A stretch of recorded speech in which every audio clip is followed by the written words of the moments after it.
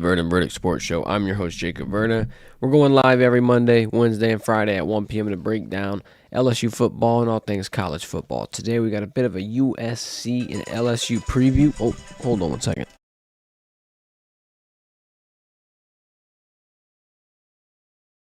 Had the alarm going off for the stream. Had to make sure I was prepared. All right, a little too prepared that time. But LSU versus USC preview. We will be going to Vegas. We're going to be heading out tomorrow. We'll have a Sunday stream for you. I don't know if we'll do it on mobile. I don't know if we'll do it on the PC. It'll all be contingent on how the hotel Wi-Fi is. You know how them technology issues happen. But we'll be covering that for you. Sunday morning, we'll be at the game. We'll do some highlights on Monday morning. We'll probably do a on-the-field wrap-up Sunday night, probably later in the evening, especially for y'all in a different time zone. Taking a little gander at all the college football week 1 matchups we have. We got our top 3 games of the week. We're bringing the segment back. We got a little bit of a twist, but interesting stream today. I got you a couple of bets, a couple of picks, if you will, if you're a betting kind of person. If you like making money, I like making money. I mean, I feel like I like college football, I like making money. What a better way to pair the two than with this right here. First things first, let's get this USC preview out the way. Let's look at the enemy. Know your enemy, if you will. And the more you look, the more you kind of look at the hypotheticals, you start to worry. You start to build anxiety, right? And this morning, I would be lying if I said that I didn't start to get a little nervous. I'm like, man, we're in a bit of a situation where this could maybe be one of your make or break games for the season. Maybe this is a moment already in your first game where college football playoff voters, the committee, if you will, are going to be paying very close attention. Both teams in a very similar spot. I don't have to keep hitting that drum home. Quarterback replacing a Heisman. Oh, defensive staff overhaul. There's a couple of pieces here that you can really see them line up. Now, where it gets interesting is, I find, LSU's main game plan, their main focus, the main thing you've heard preached out of camp, preached from Coach Kelly, preached from the players, whether it be Will Campbell, Josh Williams. There's a multitude of guys. Everyone wants to and thinks and is confident in the run game and thinks that that's going to be the major factor and thinks that, not necessarily USC's D-line is in for a treat, but it could be potentially one of the better assets that the Tigers have. Something that makes me wonder. Now, I'm not going to say that the LSU's defense isn't up to speed, and I'm not going to say that the secondary will already be, problematic. Now, I just wonder if USC, now, let me take you down a hypothetical. This doesn't have to happen. Hopefully it doesn't happen, but we do have to think about it, and I'm sure LSU obviously has been thinking about it for a while, just like probably me and you have been.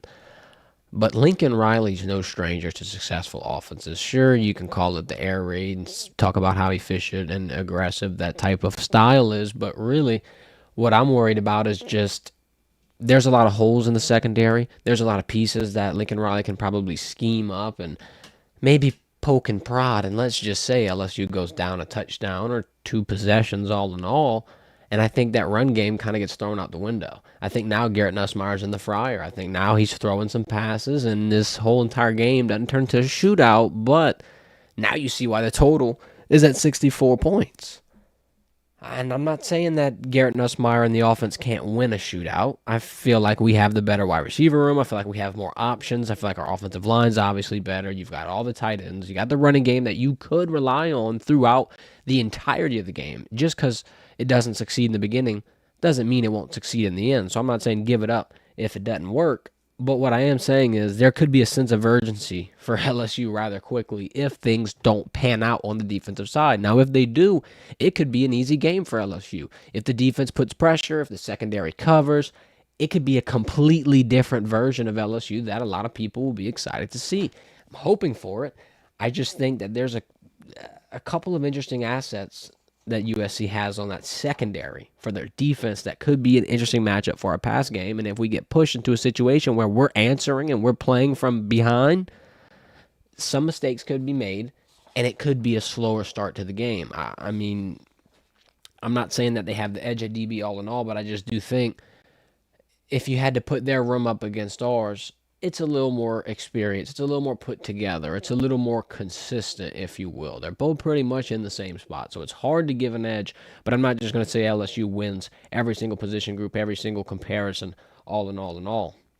Um, Another thing I kind of want to talk about now, even if the run game does succeed and LSU has, 2 to 3 guys just tearing up the defense, right? When does the coaching staff let Garrett Nussmeier loose? Because you're not necessarily handcuffing him in a scheme like this. You're not necessarily not letting him play to his strengths, but we all know that he's a gunslinger. He wants to get his yards in bunches. He wants to take the shots, the high risk plays down the field.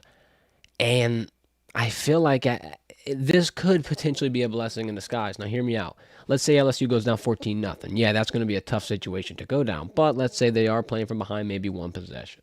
Maybe they've got to answer back quickly before the half. Maybe, I don't know, Garrett Nussmeier gets an option to show off that arm strength and just to, kind of get a spark back in the team. It's kind of your strongest suit. It's kind of your strongest hold, honestly, if you really think about it. Yeah, the offensive line is good, and the running back depth is good. I feel like a lot of people are going to be prepared for it, and I feel like that can only happen if a specific game plan or if a specific outcome ensues. If LSU's up, in control, and chewing clock, sure, they can run the ball. But if not, they're going to have to rely on their quarterback in Garrett Nussmeier, who is the most confident quarterback in this game. Miller Moss is, the guy for USC, but he wasn't the guy 2-3 months ago. He hasn't had as much repetitions and as much mental, preparation for this moment. And be that as it may, you might not think it's a big deal. All I'm saying is going into this game, the more put together quarterback mentally, the more confident, process-driven, if you will, quarterback could be Garrett Nussmeier. And if LSU's in a situation where they have to throw it out to a Kyrie Lacy, knock on wood, a Chris Hilton, if he's healthy, there could be a couple of, head-turning moments that makes this game a lot better. The secondary, though, I think, it won't be just your run-of-the-mill team. It won't just be your run-of-the-mill defense. I think they do have some pieces. I think it could be an interesting matchup down the road. But all in all, my biggest 2 things that I would focus on for LSU. First things first, yeah, you want to get that running game going, but I would really like to see a balanced approach out in the beginning, just because let's say that we're running the ball 2-3 times in a row. Let's say that they're really, getting not necessarily relaxed, because you're not ever relaxed on defense, but you're getting used to it. Like, okay, they're kind of just chopping it up, getting it sped up, and then all of a sudden Nussmeier, boom, takes a deep shot out of nowhere. Now I feel like that could be one of those situations where you let him loose and you let the gunslinger just be confident and just let it all out there. I feel like that could be potentially LSU's biggest path. Just kind of rock them to sleep with the run game every now and then, drop some heaters down there. Now, you don't want to turn the ball over, so it's all going to be based on how that coverage is going to be.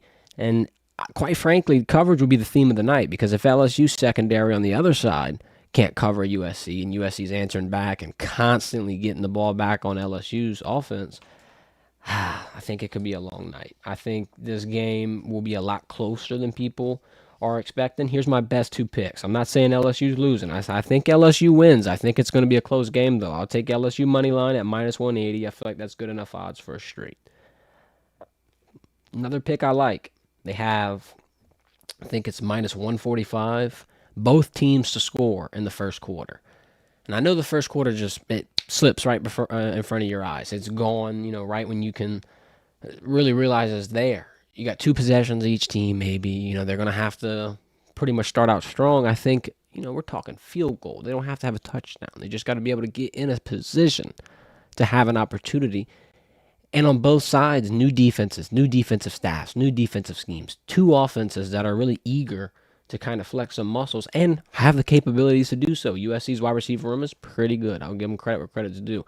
Lincoln Riley, phenomenal play caller, has an opportunity to expose a potential, liability in LSU secondary. On the other side, you've got a lot of tight ends, a lot of running backs, and a lot of wide receivers that, quite frankly, could all play on Sundays. And you've got really take your pick your weapon. If Garrett Nussmeier's on, it could be a long night for USC's defense.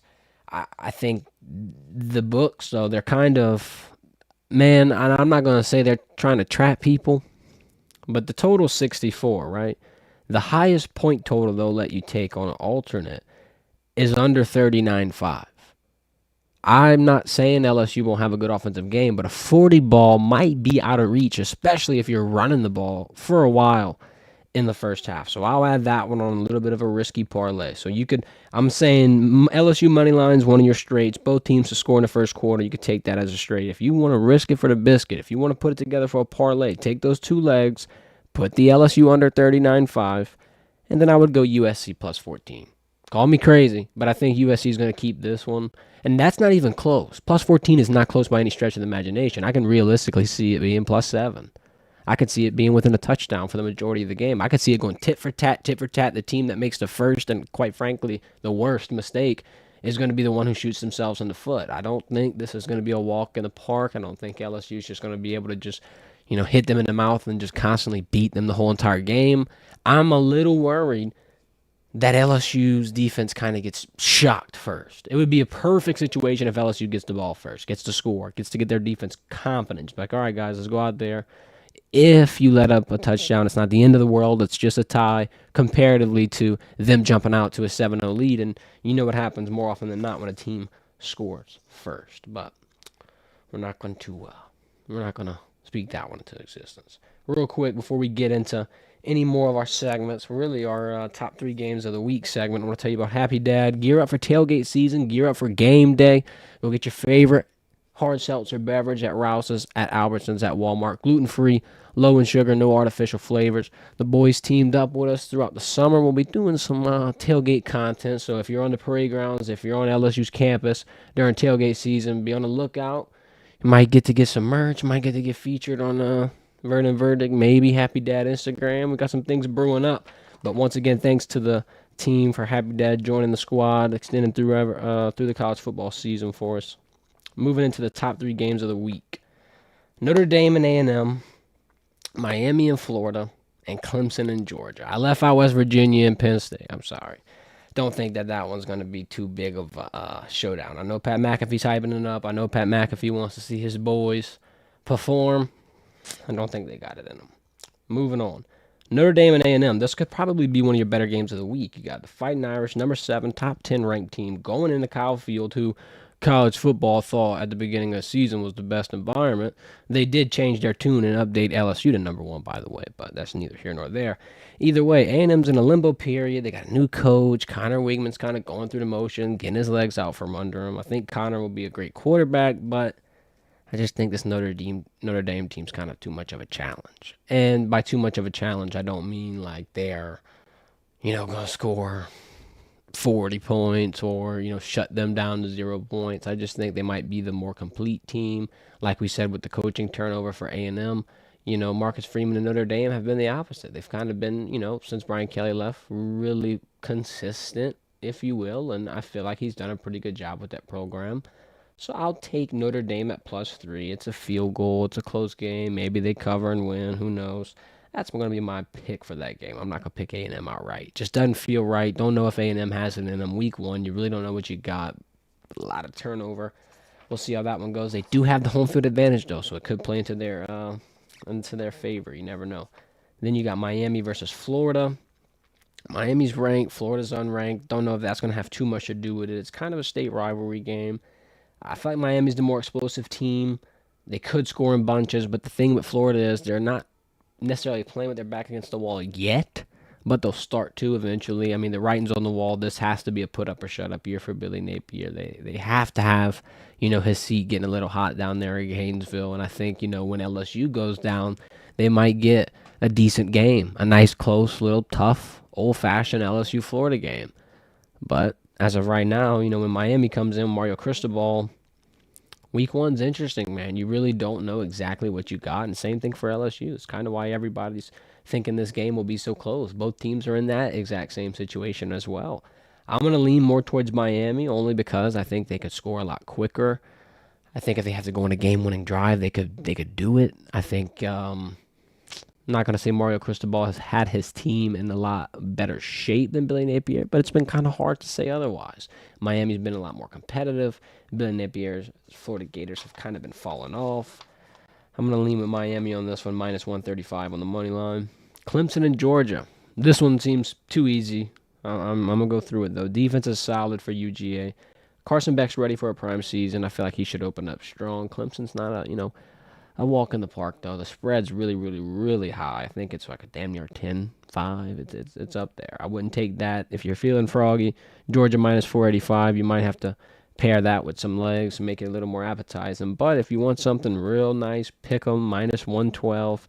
The over at 49, I think that's cash. I feel like Georgia's going to probably wind up scoring more towards that 35-point range, and that leaves only around 2 touchdowns for Clemson. And I think Georgia's defense is good, but I don't know if they're going to shut out Clemson. I don't know if Clemson's going to, have a goose egg of a game. I think, Slovis and all this offensive turnaround is kind of questionable, but I'm looking forward to it. I think that one is probably your number one game, Clemson and Georgia. I believe it's an 11 a.m. early kickoff. But, hey, college football's back. College football's back. Can't complain if it's early. You just got to embrace it right now. Like we said, we'll be off to Vegas. We got a live show Sunday morning. We'll be live, going to the game, getting the photos, getting the content. We'll do an on-the-field breakdown on Sunday. We'll have that one up later that night. Chop up some game highlights, do a little bit of analysis, put that up Monday. And then back to the grind the very next week. We got Nichols on September 7th, I believe. Oof. Might have something special for that game. Might have something nice. LSU might have something up their sleeve. So, yeah, you got the Jumbotron. You got the video board debut. But, hey, could be some really cool things. I think that game, it's going to draw a lot of attention. You got an in-state school coming in for the first time. But never know what LSU has cooking. That's all I got to say. Stay on the lookout. This has been the Verdin Verdict. Y'all keep informed with LSU football. Hit the like button. Hit the subscribe button. We'll be live on Sunday from Las Vegas. About to head on the road. Y'all have a good one.